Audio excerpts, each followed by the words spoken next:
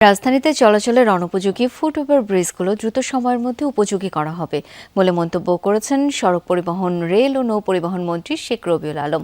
বিকেলে রাজধানীর নিউ মার্কেটে ফুটওভার ব্রিজ উদ্বোধন করে তিনি বলেন, রাস্তা পারাপারের অসুবিধা বিবেচনায় ফুটওভার ব্রিজটি করা হয়েছে।